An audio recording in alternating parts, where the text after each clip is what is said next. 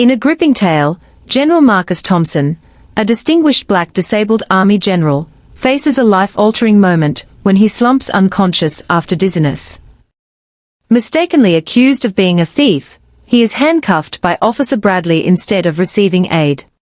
As his fellow officials discover the shocking scene, the story unfolds, revealing deep biases and urgent calls for justice. Don't miss how this powerful narrative begins.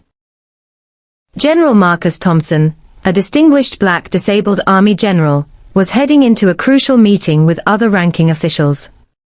His life had taken a dramatic turn after sustaining fatal injuries at war, leaving him incapacitated. Despite his physical limitations, his spirit remained unbroken. General Thompson had risen through the ranks with unwavering determination, proving his mettle on the battlefield time and time again. His decorated military career was a testament to his bravery, leadership, and unwavering commitment to his country. As he made his way to the meeting, the weight of the challenges he had faced weighed heavily on his mind. The scars from his injuries were a constant reminder of the sacrifices he had made in service of his nation. Yet, he carried himself with a quiet dignity, his eyes burning with a resolute determination that had become his hallmark.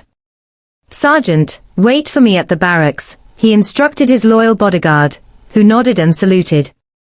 The sergeant knew better than to question the general's orders, for he had witnessed firsthand the unshakable will that drove this remarkable man. As he wheeled himself along the driveway, a sudden wave of dizziness overcame him. The world around him began to spin, and he gripped the armrests of his wheelchair in a desperate attempt to steady himself. His vision blurred, and the once familiar landscape morphed into a kaleidoscope of shapes and colors.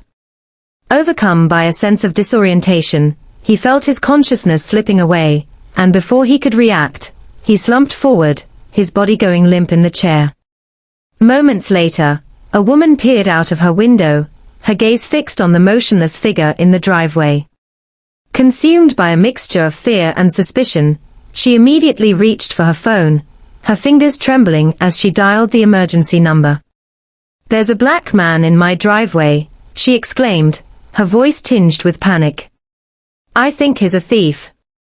The words tumbled out, tinged with a false sense of alarm, as she frantically described the scene unfolding before her.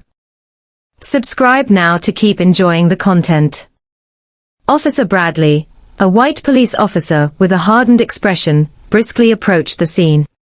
Without a moment's hesitation, he swiftly pulled out his handcuffs and roughly clamped them around the wrists of the unconscious general, who lay motionless in his wheelchair. The general's skin had a worrying pallor, and his breathing appeared labored, but Officer Bradley paid no heed to the man's dire medical condition. Turning to the distraught woman standing nearby, he declared in a gruff tone, "I've got the situation under control here. No need to call for any emergency assistance." As he spoke, he glanced back at the general, muttering under his breath, "He thinks he can fool me by wearing stolen army clothes. He's a criminal, an impersonator, not even unconscious, but just pretending. I even doubt he's disabled." The woman watched in disbelief, a smile creeping onto her face, as she observed the officer callously restraining the helpless general. "Man," Officer Bradley continued, his voice dripping with disdain, "you've probably succeeded in fooling other officers, but you are not fooling me." The jarring contrast between the officer's casual demeanor and the gravity of the situation left onlookers stunned and deeply troubled by his apparent disregard for the general's well-being. Back in the meeting room, the high-ranking officials began to grow anxious. "Why is General Thompson taking so long?" Colonel Davis muttered, glancing at his watch. "I'll try calling him," suggested Major Lee, but there was no answer. Panic set in, and they decided to search for him. As they exited the building, they were horrified to find General Thompson shackled and unconscious. "Call an ambulance, now," Colonel Davis barked, while Major Lee immediately began administering CPR. After several tense moments, the general gasped and regained consciousness. Officer Bradley stood frozen, realizing the gravity of his mistake. He had ignored common decency and all the training he had undergone. "What were you thinking?" Colonel Davis demanded, his voice seething with anger. "You handcuffed an unconscious man instead of helping him." I thought he was a thief," Officer Bradley stammered, unable to meet their eyes. Subscribe now to keep enjoying the content. "Are you blind?" Major Lee asked incredulously. "How could you not see his uniform? He's a decorated Army general, not a criminal." The realization hit Officer Bradley like a ton of bricks. He had made a terrible assumption, and his actions would have dire consequences. In the heat of the moment, Officer Bradley had failed to properly assess the situation, and his hasty judgment had led to a grave error. As the gravity of his mistake sank in, he felt a wave of shame and regret wash over him. He knew that his actions could have serious repercussions, not only for the general, but also for his own career and reputation. The tension in the air was palpable, and Major Lee's piercing gaze only served to heighten the sense of urgency. Colonel Davis' face was a mask of fury. "You're supposed to be a trained professional, Bradley. How could you be so careless, so blind to the obvious?" The officer felt his cheeks burn with shame, his heart pounding in his chest. He had let his own biases and preconceptions cloud his judgment, leading to a grave injustice. Major Lee stepped forward, her expression a mix of disappointment and concern. "This isn't just about you, Bradley.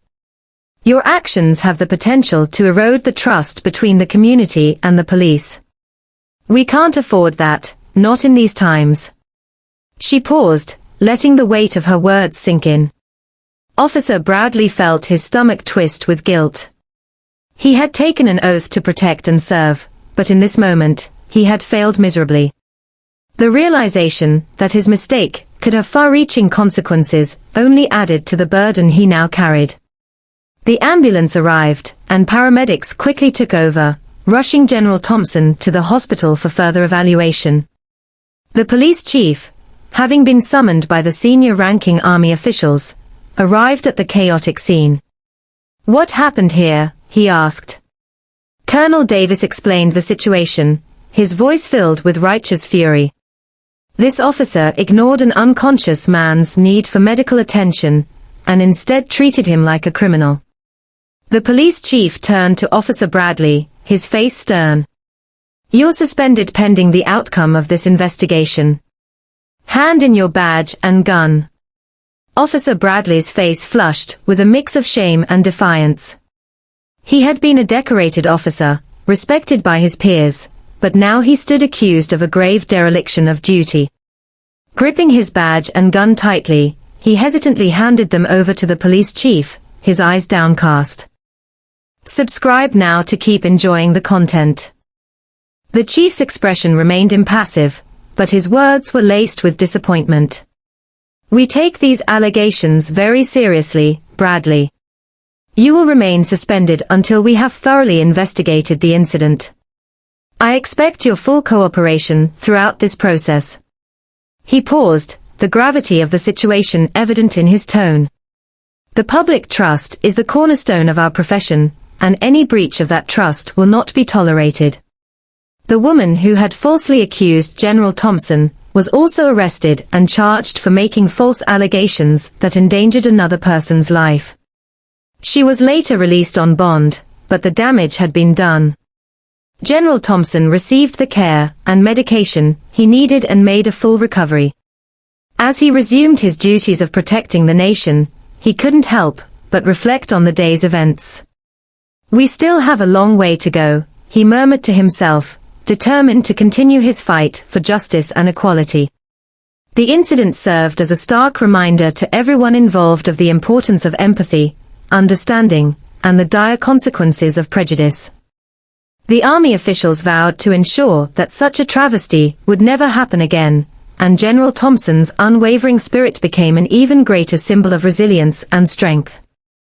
Thanks for watching. Please subscribe to help our channel grow.